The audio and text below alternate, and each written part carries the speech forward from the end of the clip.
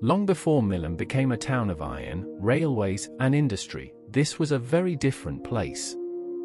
Today, Millom sits on the northern shore of the Dudon estuary in southern Cumbria, surrounded by spectacular countryside. But for centuries, its story was dominated not by industry, but by farming. The area around Millom Castle was a rural landscape of fields, pasture, woodland, orchards, and gardens. Cattle and sheep were an important part of local life, while crops including wheat and barley were grown in the surrounding countryside. Archaeological discoveries have even revealed evidence of much earlier farming in the area, showing that people were cultivating this land long before the modern town existed. By the medieval period, Millom was centered around its castle and Holy Trinity Church.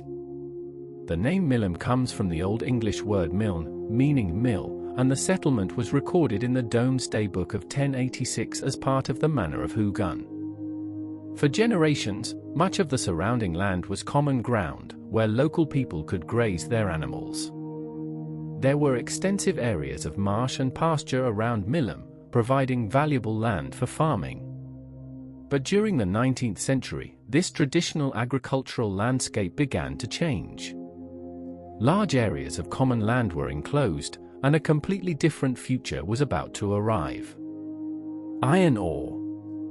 The hills and coastline around Hodbro contained valuable deposits of hematite. During the 1850s, the first mine shafts were sunk. Then, in 1866, the Millom and Ascombe Iron Company opened the Millom Iron Works. The effect was extraordinary. A new town grew around the works.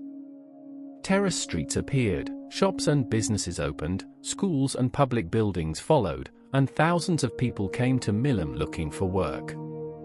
The small agricultural settlement had become an industrial town. By the end of the 19th century, Millom had a railway station, hotels, banks, a library, a market square and rows of terraced housing. But the iron industry also had to fight the sea. At Hodbro, enormous sea defenses were constructed to protect the mines from flooding. The final Hodbro outer barrier was completed in 1905 after 5 years of construction, at a cost of almost £600,000. Millom also played a part in Britain's wartime history.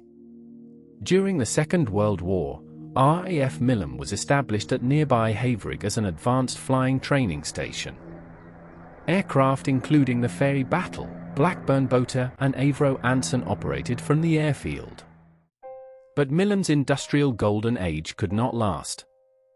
In 1968, the Hodbro mines and Millom Iron Works finally closed. The impact was enormous. A town that had been built around iron suddenly had to find a new future. Its population fell sharply, and Millom experienced decades of economic difficulty. Yet the town story did not end there. And there is one final connection to Millom that makes this history particularly personal for me. My own family were agricultural workers in the Millom and Thwaites area.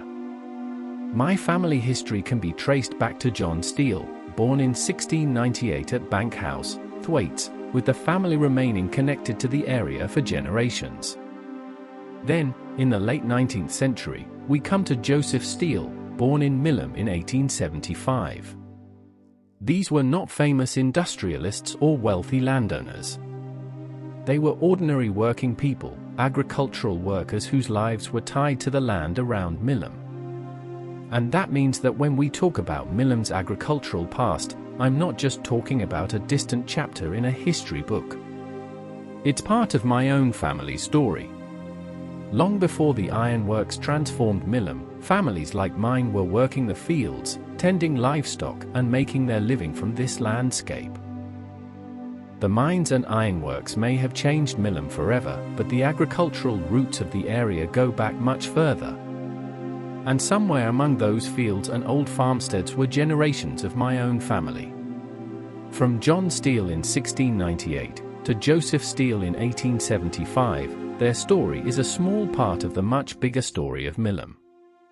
A town forged by iron, but built on a much older agricultural past.